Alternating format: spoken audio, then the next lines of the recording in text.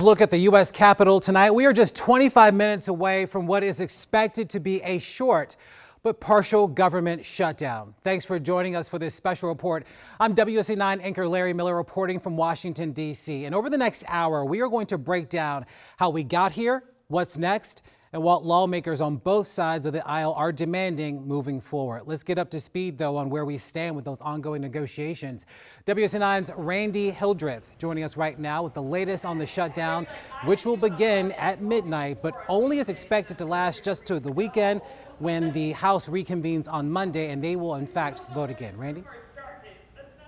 Yeah, good evening to you, Larry. That Senate vote wrapped up just before 7 p.m. Eastern tonight. The final vote, 71-29 to pass the funding package, hours ahead of the deadline. But I want to be clear to you tonight, this is just the first hurdle. After tonight's vote, the House still needs to vote on the funding package. As you mentioned, that won't happen until Monday, so there will still be a partial shutdown until we can check that box. And I want to break down what was on the table. Senators voted on 5 bills to fund multiple agencies through September. For example, the Labor Department, the Transportation Department. The compromise in this, though, was the funding for DHS. That agency is only funded for 2 weeks at its current level. Democrats said they want to discuss immigration enforcement before they would commit to more. The debate over funding DHS erupted after a second person was killed in a shooting involving ICE agents in Minneapolis. So you mentioned, what are Democrats demanding? I want to break that down. They are demanding an end to roving ICE patrols, require ICE to wear body cameras. They want rules around what kind of warrants immigration officers can use to enter homes. They also want to ban agents from covering their faces. Here is the latest reaction to tonight's vote. The American people are crying out for change. They see what's happening on our streets. Hold the people accountable in ICE who may have broken the law, but stand up for those in the field trying to protect America. Of the partial shutdown could be minimal. We're hearing the House could vote by 6:30 Monday, plus the shutdown is happening as we're headed into the weekend. Back to you. All right, Randy, certainly appreciate the update, but we know that the fight is certainly far from over. We'll see you momentarily. Thank you very much. Let's bring in our panel. Sherlyn Harley-Laban, she's a former senior counsel for the Senate Judiciary Committee, and Dominic Thompson, executive director of the Fairfax County Democratic Committee. Thank you both for being here. We certainly appreciate it. I mean, obviously, we're both from Washington, all from Washington here, so we certainly know that the drama that's going on. These negotiations sort of set up sort of the interesting talks that will take place on Monday, at least in the House, as it really specifically to that funding for DHS. It does seem, though, that this argument that we're seeing is a bit different. One, because it really is the public opposition to what they've seen in Minneapolis and through other parts of the country that's really leading the charge for people to think about this a bit differently and a bit more critically. Where do you stand on this? So, I mean, obviously, a good portion of DHS has already been funded. Like $76 billion is already funded for the next 5 years. So this part of what we're talking about coming up for the next weekend is another sort of section, right? It's started a whole other conversation to open the door about the current events that are happening. So I'm not sure we've ever seen something like this happen before, but it is an interesting time, and it's also interesting to see what will happen in the House on Monday. You know, it all remains to be seen. But the important point is that, you know, a good portion, this is just a limited shutdown. Right. I think that, you know, Americans need to understand that it's a limited shutdown. Only a certain number of agencies will be impacted. DOD, HHS, Transportation, HUD. Yes. So it's not like the full-on shutdown that we saw in October that lasted for 43 days. Right, so we're not going to see hundreds of thousands of people furloughed. And right, we're not going to see like over 600,000 federal employees, which were furloughed during the shutdown earlier. Right, so we won't see that, but there still will be impacts nonetheless. Correct, especially because we're talking about DOD. Right. And DOD affects so many federal government contractors who now have to think about the work that's interrupted. They have to figure out what to do with their employees. They have to communicate with their contracting officers. So there still is that's going on because, of course, DOD is the largest federal agency with the largest budget. And what sort of impact from the work that you've done do shutdowns, either short or small, have on the contracting workforce? Correct. Because the work that they do really is critical to our national security. Absolutely. So for the contractors that are engaged in mission critical work, so that tends to be contractors working in the cleared space, right? Their work should most likely continue, okay? Because it's mission critical. But other contractors, right, that are just doing other DOD work, this may impact them. And so it's very important for them to communicate with their contracting officers because, again, sort of every program within agencies vary, right? And so that's why it's really important for contractors to communicate with their contracting officers, figure out what that means for their own company and their own employees and what can and cannot be done. And also, most importantly, they also need to keep track of the expenses that they're incurring because some of those can be reimbursable. You know, considering your background, I'm curious for you, people on Capitol Hill have certainly used the shutdown as a tactic, a negotiation tactic when it comes to legislation. Would you like to see it go away in this regard? I would, because I think that, you know, Americans and people all over the world are impacted by these shutdowns. And so, I mean, the business of the government is $1 trillion industry, government contracting. So when you have these shutdowns, the impact is just, it's worldwide. And I think people need to understand that. Now, well, Dominic, when we think about what's been transpiring in Minneapolis, we know that the events that have taken place there really have shaped the conversation that we're seeing here in Washington. Based on what you've been talking about with your sources and your contacts here on Capitol Hill, I'm curious for you, do Democrats feel like the tide is turning as it relates to the public opposition to what they've been seeing in terms of ICE and its enforcement of immigration policy nationwide? Yeah, absolutely. I mean, you look at what's happening in Minnesota currently, you know, and it's happening throughout the nation, but there's such a focus on Minnesota at the moment. You know, you've had 2 American citizens now who have been, you know, killed by federal ICE enforcement officers. Right now, the agency looks like a rogue agency. It looks out of control. It looks like it's in chaos. And so, you know, a lot of Democrats on Capitol Hill are feeling the pressure to say, are we going to fund an agency, you know, that's rogue, unaccountable, and that, you know, now members of Congress are even having difficulty getting into ICE facilities, which they're supposed to be able to enter at any moment, right? So, you know, it's really a question with this government shutdown. And as we get into a partial shutdown over the weekend, but then also probably another protracted one later on, it's really a question of, are we as a government going to vote to actually fund an agency that doesn't seem to be accountable to our democracy? And it does appear as if some Republicans are at least open to a measure of reforms. Absolutely. And I think it's important that, you know, we don't really know what went on there because I think that, I mean, we know a gun went off, and when those things happen, it's always very, you know, it devolves into a very bad situation. I think that DHS Inspector General's office is going to conduct an investigation, as they should. That is their role to do that. I also think there's some questions about the chain of custody regarding the gun that went off, and I think we need to understand that. There's body cam footage that we still need to investigate. So, like so many Americans, we'd like to know what exactly happened there. Yeah, and we want the full picture. Yeah, we want the full picture. If I can add on to that, though, you know, I think that a large part of the reason why DH funding, you know, is being looked at so heavily right now, right, is you really can't trust this administration and their accounts of events, right? Whenever they go out and call every person who's being killed by ICE a domestic terrorist and saying that, you know, they were actively working to harm ICE agents, right? And we can see from video footage that that's not true, you know, that the line coming from the administration isn't true. I don't think most Americans feel like there will be a fair process to actually investigate and get to the bottom and make sure that there's justice in a case like this, especially with Alex Peretti. So, I mean, you know, a really large part of the reason why ICE funding is going to be so, contentious over the next few weeks because they have 2 weeks to make a deal for a portion, as you were saying, a portion of that ICE funding.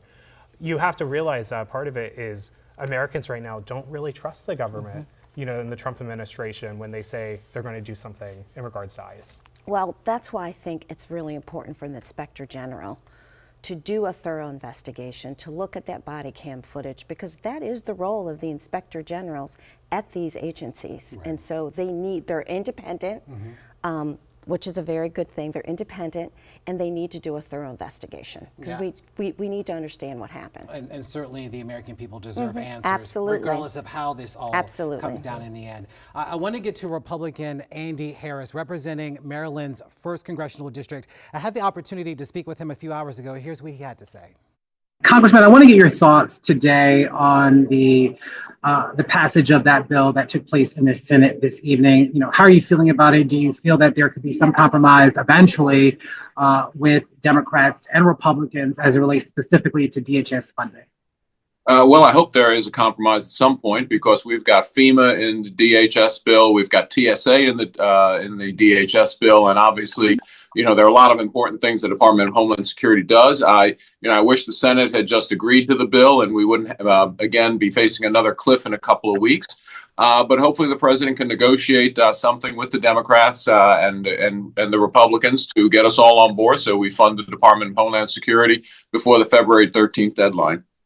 Democrats are pushing for reforms that they say are necessary, kind of citing what happened in Minneapolis, saying that ICE has been too aggressive. How do you feel about it? Well, ICE has been active in all 50 states, and really the only place where the pushback has been is in Minneapolis, where, of course, the governor and the mayor have basically condoned the anti-ICE activity. So in the other states where, again, the local officials have not done the same thing, there hasn't been a problem. So you wouldn't want to change it nationwide for what's going on in Minneapolis. Now, that being said, we've agreed to body cameras being worn by the ICE agents. I personally feel that we should have independent investigations when we have a shooting, like we do with any law enforcement agency. But again, the need to get a judicial warrant goes way beyond what has been done for decades with regards to what ICE does and what ICE can do. Because again, they're going after people who are not U.S. citizens, and they're not afforded the same rights of judicial warrant as a U.S. citizen is. The majority of U.S. Americans feel that ICE may be a bit too aggressive in the way in which it's approaching its enforcement. Do you feel that there might be an opportunity for some compromise here, at least specifically as it relates to the tactics that ICE uses to enforce immigration laws? Well, I think appointing Tom Homan to get in charge of this, I think was a very good move by the president. Tom Homan has worked for both administrations, Democrat and Republican administrations, been appointed by President Biden, of course, to his last job. So the bottom line is that Tom Homan's the right person to get this done right, and I think he's going to find that balance between doing what the American people want is actually to make sure that illegal aliens, especially the ones who commit crimes, are deported, and they're deported promptly. And again, the concerns, like I mentioned, that we have independent investigations, that we use body cameras, we do the things we normally do when law enforcement is involved. But again, ICE agents are law enforcement agents; they should be respected. These crowds in Minneapolis that don't respect law enforcement, and where local law enforcement has been instructed basically not to help.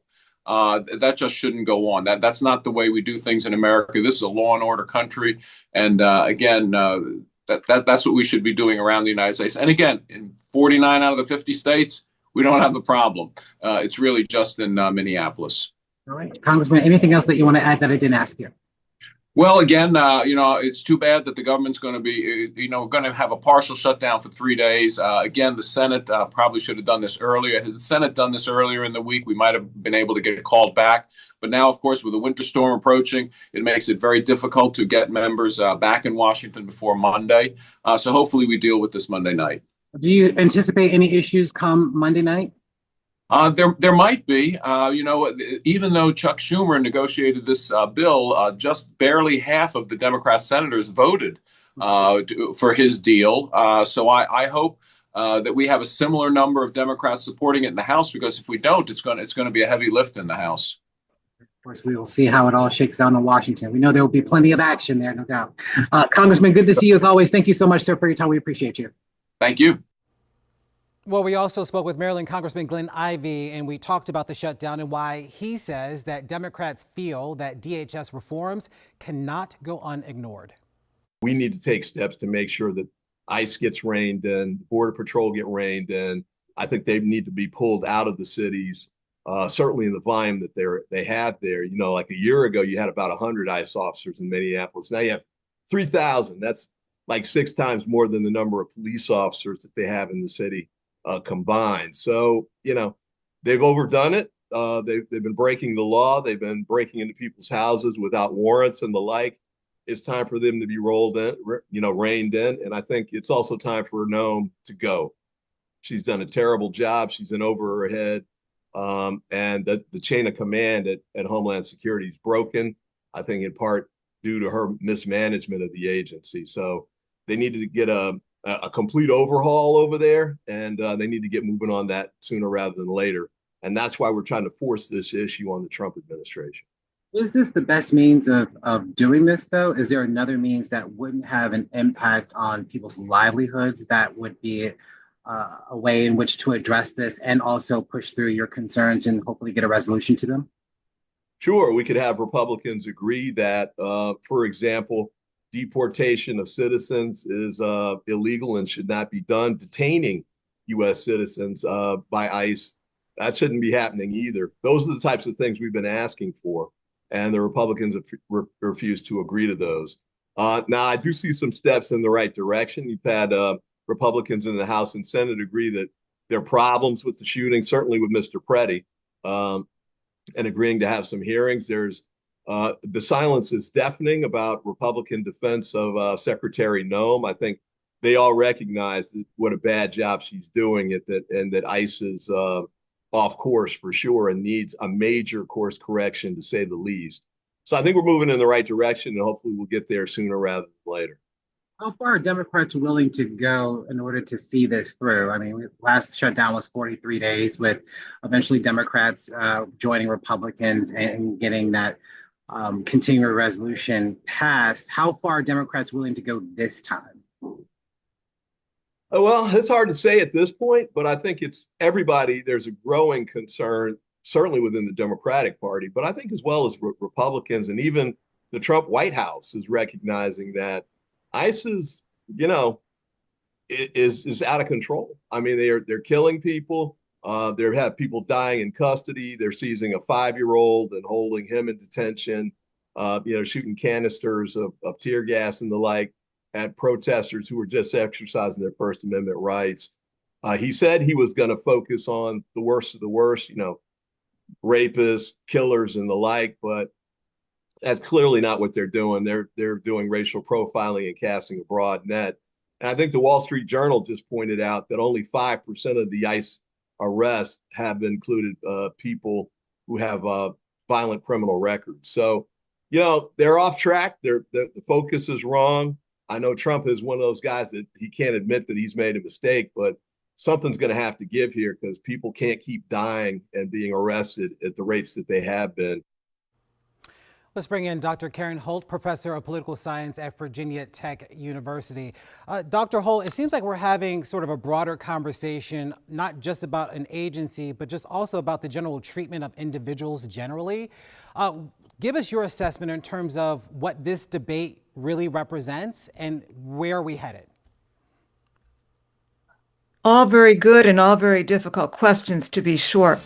It seems to me, I actually don't agree with the congressman who said this is a Minneapolis only problem. I think it's a little bit broader than that, but I think there is real concern among members of the citizenry across the United States about how individuals are being treated by government authorities at all sorts of levels. But it's certainly come to a flashpoint in terms of the operation of of DHS personnel, not just ICE, but also Border Patrol and some of the others. And that kind of effort makes people wonder about, do I need to continually look over my shoulders as to what's going to happen to me or people I care about that live in my neighborhood or whom I teach in the classroom?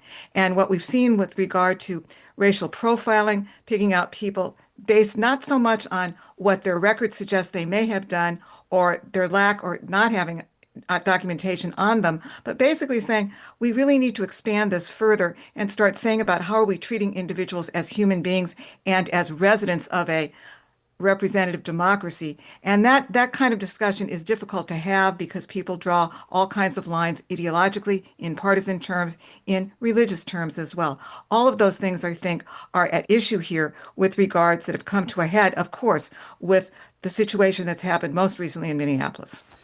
Dr. Holt, Fox News polling showing that 59% of voters say that ICE is too aggressive. That's up 10% from July. An Economist YouGov poll also showing that 55% of Americans say that they have very little confidence in ICE. You talk with the administration, they say that this level of enforcement is necessary. They are making good on a campaign promise, keeping Americans safe.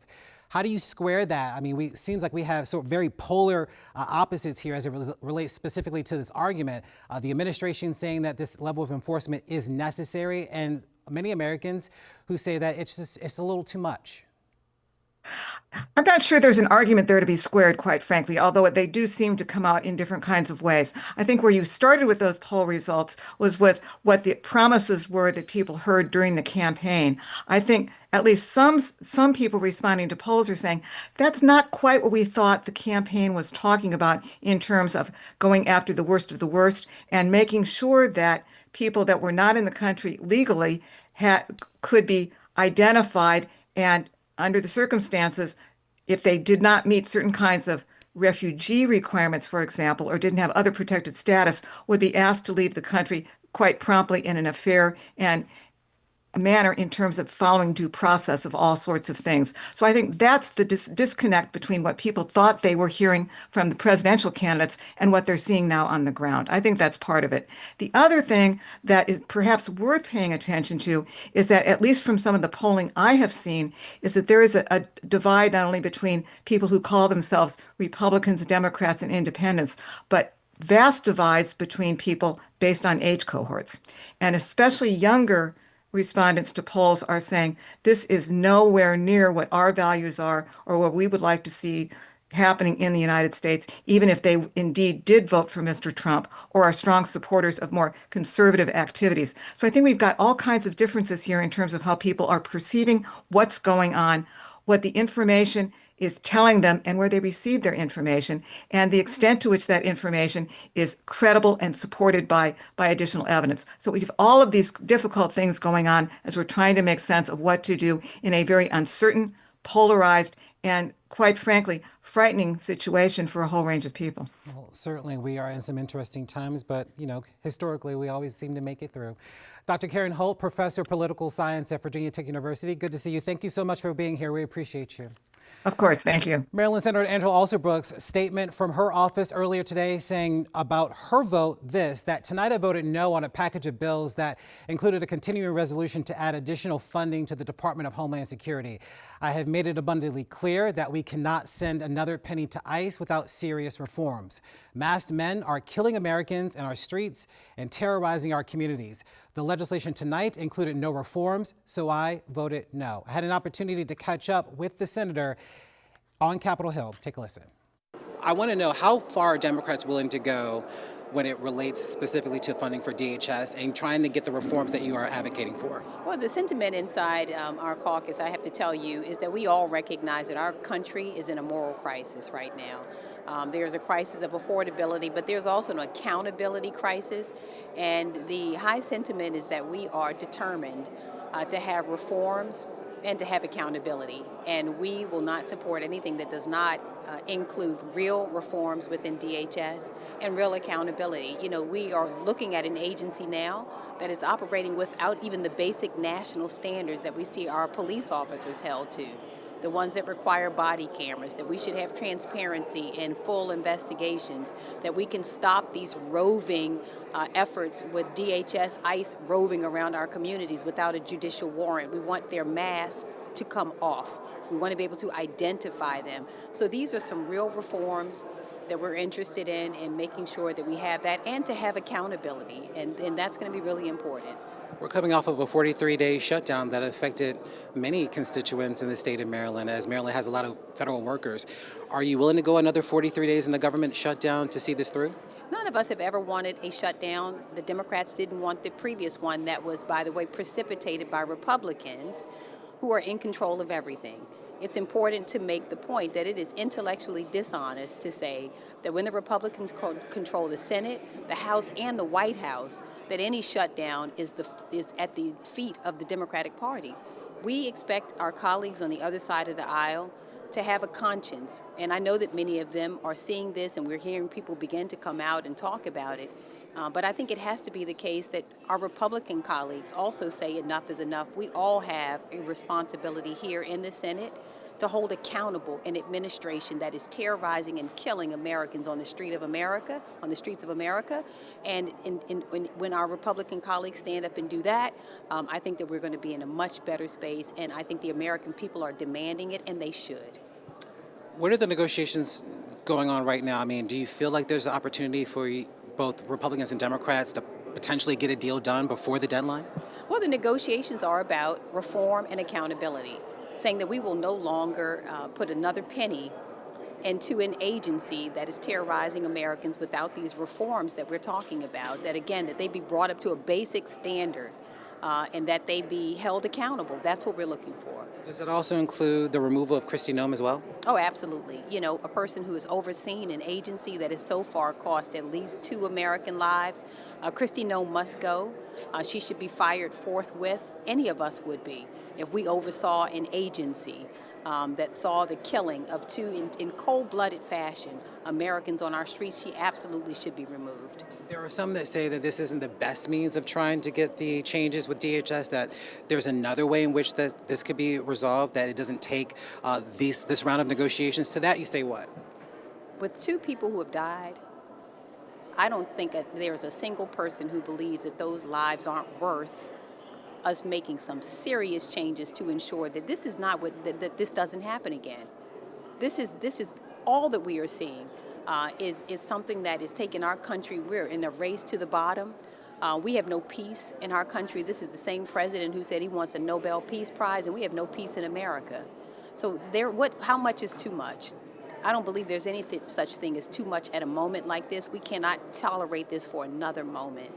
Are there Republicans that feel the same way you do? I believe there are. You know, you've heard some of my colleagues who are beginning to come out and speak. I saw Senator Tillis and some others who have joined him who agree that we have a moral obligation to make sure that we are addressing what we have seen. The goons that are running around our country with a mask on their face killing Americans, I think that the temperature should be brought way down, and that, again, we need some reforms and some serious accountability.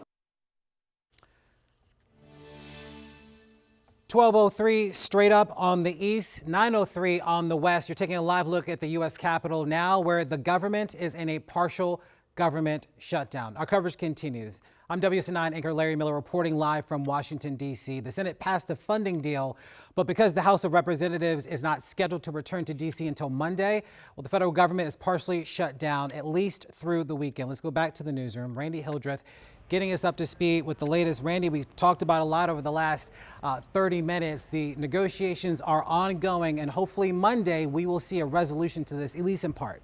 Yeah, that is something that we are closely monitoring. I do want to do a quick reset for those who are watching, just to give you context of how we got to this point and how we continue to look forward. So the final vote for that funding measure, 71-29 to pass that funding package. We are continuing to get new reaction. Virginia Senator Mark Warner voted in favor of the funding measure, with Warner writing on X, and you can take a look at it here. This is a big moment. We force the White House to come to the table and separate DHS funding so we can negotiate reforms at ICE. Raising your voice works. Now let's negotiate real change at ICE. So this is some of the reaction that is coming in. I want to show you also a post on X from Maryland Senator Chris Van Hollen. He voted against the funding measure. He wrote here, "My position has been clear and is unchanged. I will not vote for one more dime to fund Trump's lawless DHS. I voted no." So I want to break down what was on the table. So senators voted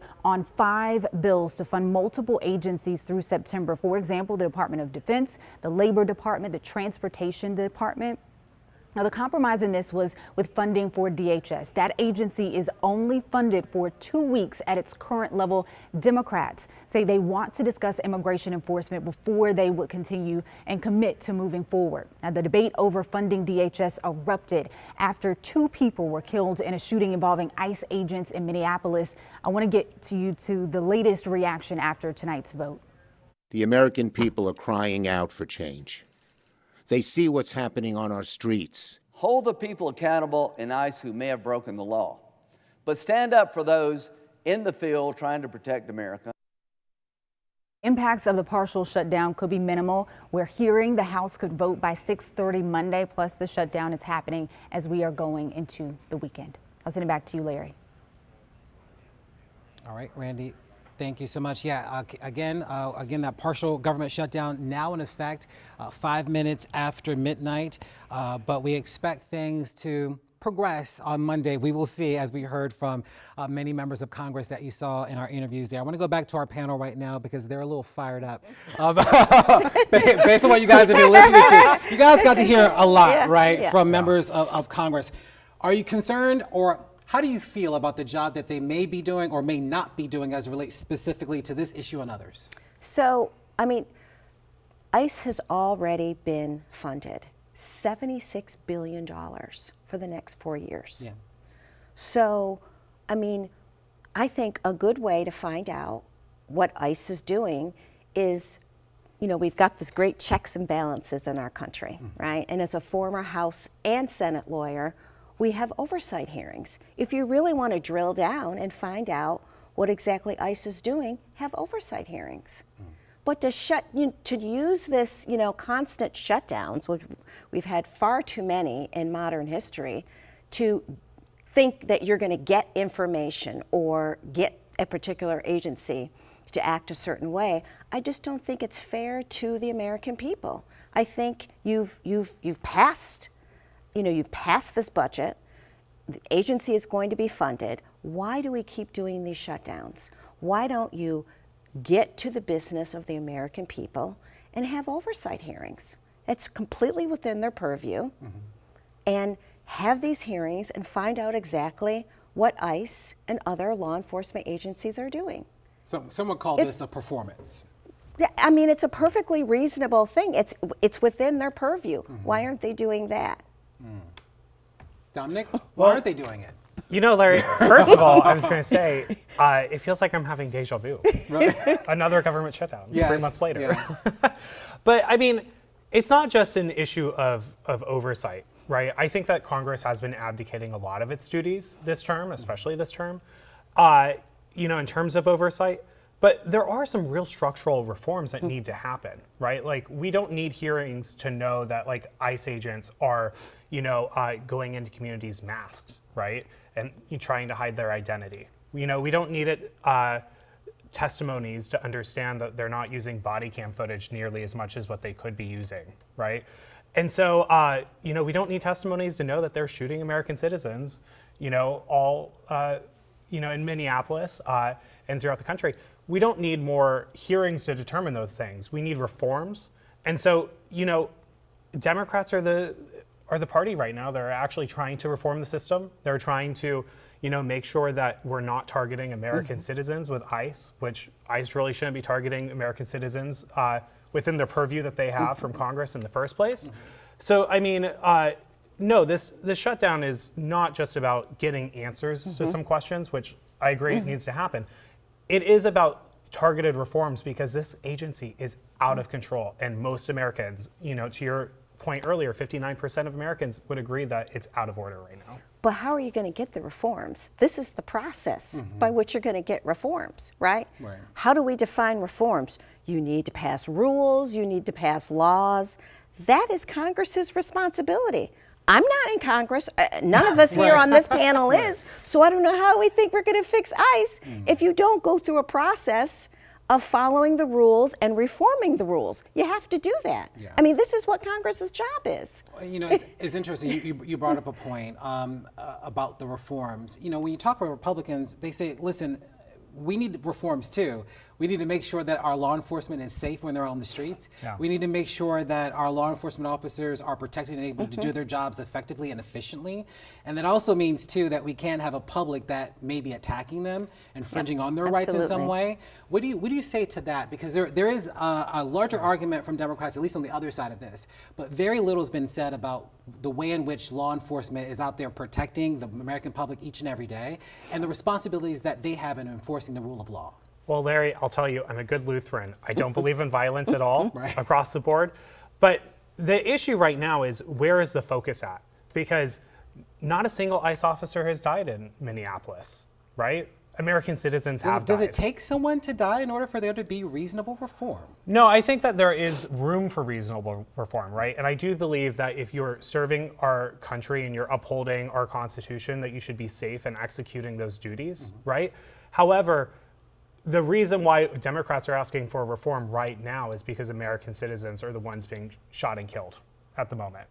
And so you can talk about reform and also making sure that, you know, individuals serving our nation are safe, but there is a real crisis right now. You know, every few days, a new American is being shot and killed in our country, especially by an agency that is not supposed to be interacting with citizens of our nation. And so, you know, when we're talking about reforms, you have to fix the urgent issues, right? And, you know, I will tell you, I'm not going to be hypocritical about this. If ICE agents were being, you know, harmed in the line of duty every day in Minneapolis, I would also say you need to have reforms to ensure that they can carry out their duties in a safe and effective manner.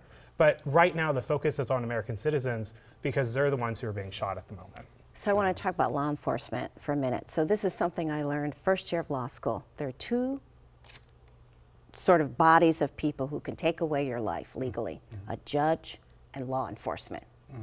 And so, you know, we know that the jobs of law enforcement at all levels, federal, state, and local, it's complicated. I mean, law enforcement are dealing with, you know, every day on the street. They are dealing with mentally ill people. They're dealing with criminals. I mean, in the moment, these law enforcement individuals have to make such calculated risks that unless you are in that situation, I think it's really hard to judge what these people have to do every day. It is not an easy job. It's not like we've got people signing up to be, you know, to be law enforcement at all levels. So you know, again, I want to understand what happened, but I just think these jobs are not easy. And to your point, we need people to follow the law, because this is what the job of law enforcement is to enforce the law. And so we need citizens to follow the law. Because then if we don't have that on either side, we have utter chaos. Well, I will say, I've not heard of the law that Alex Preddy broke that decided that his life should be ended, right? And I think that you are right. You know, I know plenty of people who work in law enforcement, right? And I work with them in my daily life. And, you know, I do believe in having proper safety and making sure that people have proper training so they know how to de-escalate situations to make sure that everyone is safe in that situation. But right now, it's hard to defend what ICE is doing because they're not de-escalating, right? And both of the, you know, killings of Renee Good and Alex Preddy that we've seen, that could have been handled so much better. Those people should still be alive. And I think that you really need to ask, how do we reform ICE in a productive way that aligns with the mission that they're trying to achieve? You know, how do we make sure that we're getting, you know, any violent criminals who are here illegally out of the country, right? But American citizens should not be dying in the process, especially when this is all just a showman tactic from Donald Trump, because he doesn't know how to do solutions that aren't showman tactics. But that's part of the problem. I don't think we actually know what happened. Because we haven't had an No, investigation that's I been mean, we completed don't know at what this point, happened. yes. We know a gun went off. I mean, but what does that mean? We just don't know. I wasn't there. I don't know. Those recordings, you know, you could maybe make the argument with Renee Good killing because the footage is, you know, from one specific angle, right? With the Alex Preddy case, we have footage from all sides at different angles. And the I'm thing not is, trusting the footage. I think we need to. I mean,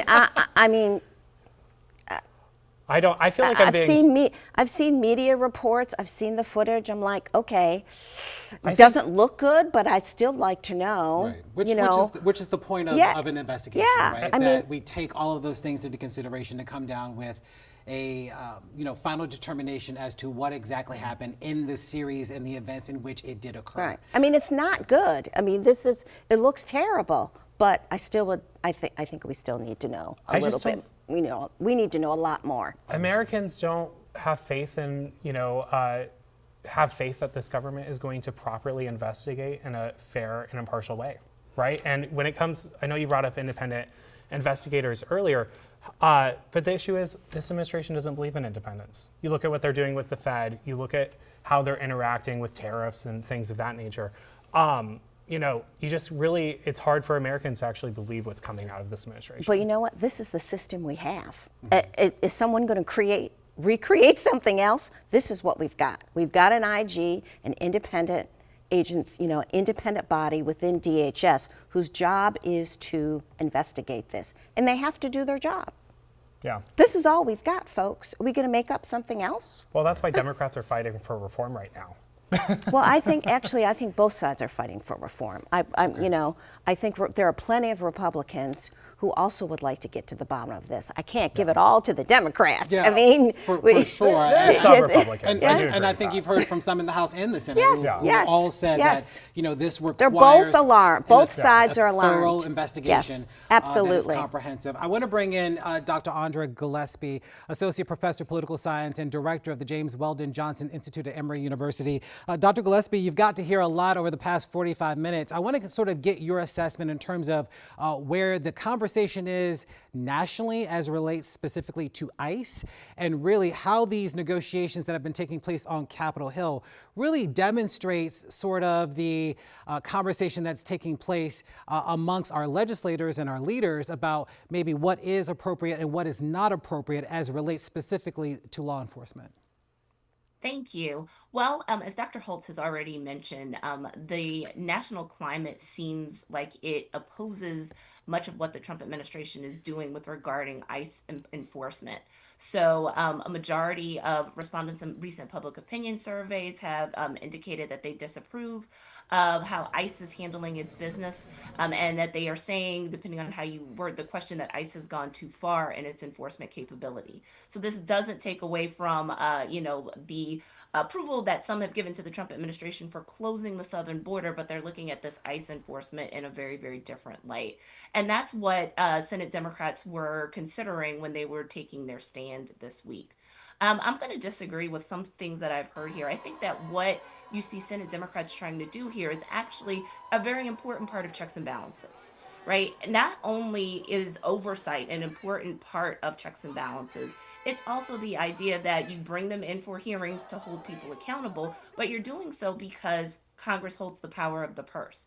And so if Congress does not like how the executive branch is carrying out and implementing and enforcing the laws that they pass, they have the right to withhold funding for it. And that's the argument that Senate Democrats are making here. We're going to withhold additional ICE funding beyond what's already been appropriated in the big, beautiful bill, which includes things that are urgent and necessary for this coming fiscal year, like FEMA, for instance, and even some expanded ICE operations, until ICE indicates that it is going to do what Congress wants it to do and not necessarily what President Trump and others in the White House want them to do in carrying out and implementing the laws as they intended for it. And what they're saying is that they're looking for consensus in Congress that the voice is not depriving people of their Fourth and Fifth Amendment rights, which I should point out actually apply to anybody in the United States, not just people who have citizenship, but also so that you're also making sure that you're not doing things like killing people in the streets. So that's why they're holding back from this right now. And I think that this this is actually an important opportunity for at least Senate Democrats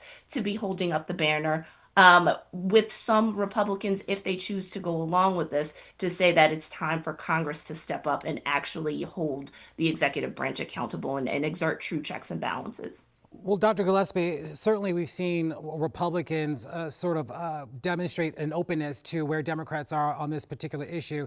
And I think based on what we've seen in the last year, I think 2025 has shown us a lot that it was no doubt rather contentious. This, however, feels a lot different in terms of how this is being approached by both Republicans and Democrats. Does that point to any sort of change that we're seeing right now in the political landscape, especially as we think about the midterms this year? Well, I mean, I think we are still in an era of hyper polarization, so I expect that there's still going to be a lot of polarization. It's going to be really interesting to see how the debate folds over the next 2 weeks as they deal with the stopgap legislation specifically for DHS. So Democrats have made their demands. They seem to be very straightforward. And for them, I don't think that there's much room for compromise in terms of giving up one of their demands. I think the question is, what might they concede in other ways in order to, get some buy-in from some of their Republican colleagues. When I look at the list of people who voted against the stopgap, knowing some of their ideological priors, I will have to wait to confirm, like through their press releases, why they took particular stances. I suspect that some of those Republicans did so because they just opposed the stopgap in principle and they wanted sort of a full, clean bill to go forward. So I think the question is, what are the remaining Republican moderates willing to do along with Senate Democrats to ensure that guardrails are put into place to try to put checks and to try to require, that DHS and that ICE in particular actually respect people's civil liberties and civil rights. And what kind of compromises will be made with them. So, for instance, like you're looking at Senator Lindsey Graham. Senator Lindsey Graham, is making demands that that there be something to try to stop cities and states from having some type of sanctuary status. So, I think we'll see if there are any compromises made on that. But I would be very surprised to see Democrats compromising on their demands that, ICE agents stop wearing masks, that they be perfectly identified at all times, and also that they stop, walking around in unmarked cars and doing other things that people have found very troubling and very problematic from a safety standpoint, but then also from a civil liberties standpoint. Dr. Andra Gillespie, thank you so much for your time, and good morning to you, friend. We appreciate it. Thank you. Have a good day, okay? John Hatton, Staff Vice President for Policy and Programs at the National Active and Retired Federal Employees Association. He and I spoke, and we talked about what the impact of either a short or long-term shutdown will have on the federal workforce. Take a listen. And to your knowledge, have federal employees been told to prepare for a shutdown? Not yet, because we haven't gotten there yet, and it looks like things are trending in the right direction. But I would expect that to happen maybe sometime tomorrow. With that, let's go to Randy Hildreth back in the newsroom for us. Randy, a lot for us to process as we get ready for Monday, and we will see what the negotiations will look like in the House. But if they were anything like what we saw in the Senate, we know that this debate is far from over. Right. And some people may be asking themselves, OK, what is next? We know we have to get to Monday. I want to break down the immediate next steps. One, we know that we are in a partial government shutdown. The Senate leaders voted before 7 p.m. last night Eastern time on funding some government agencies like Transportation Department, the Labor Department.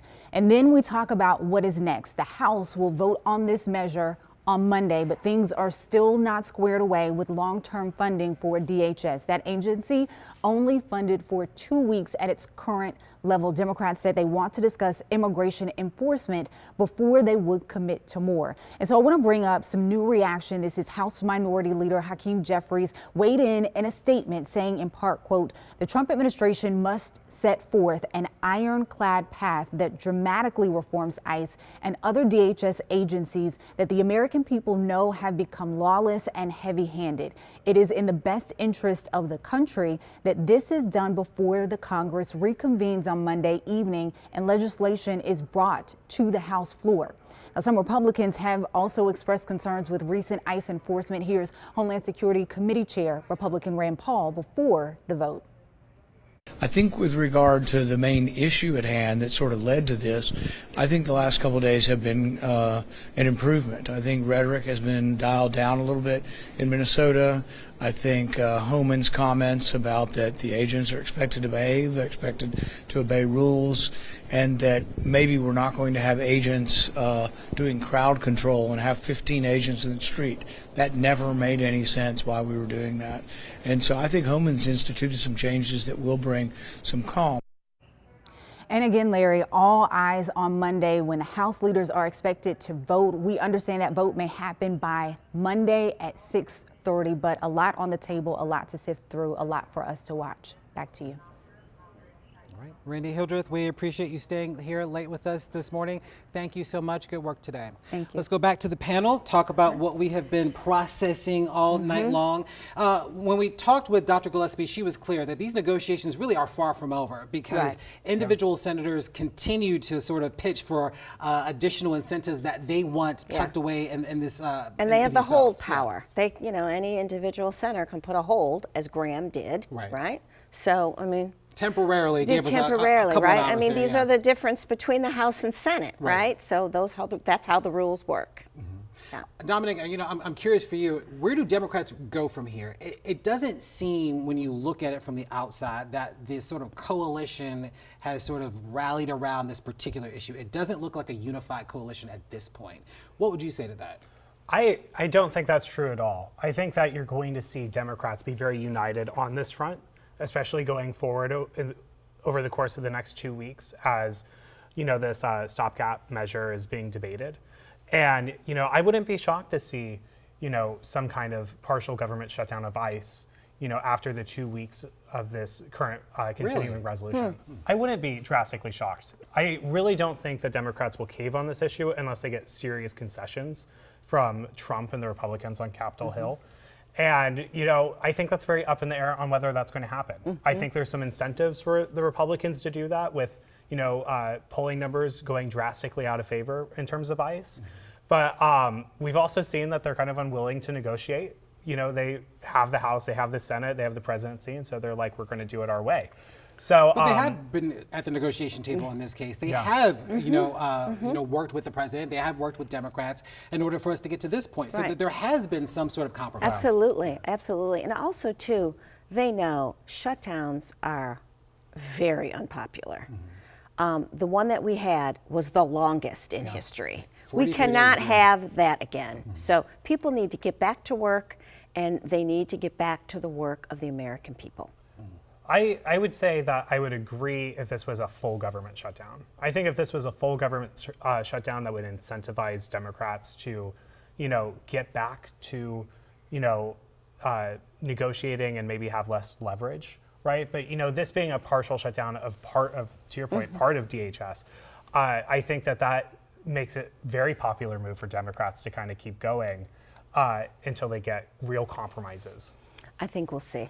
I think the public is weary. It was weary of these shutdowns, and you know, all the constituents are blowing up these members' phones. This is not what they want. Right. It does seem though that there does need to be a scapegoat in all of this, right? And Kristi Noem's name keeps floating around there. And I wonder how much longer the White House can hold out. How long she lasts, we don't know. Protecting her. Right. You know, this is always the game of politics. They're always looking for a scapegoat. Sounds like she's the one now, but we'll see. We'll see. Is that sort of person number one in your book? She does seem like the scapegoat right now, but I will say, this second term of Trump, they've been really hesitant to fully fire anyone. You know, Tim Walz, after the texting scandal or Signalgate, you know, they just demoted him.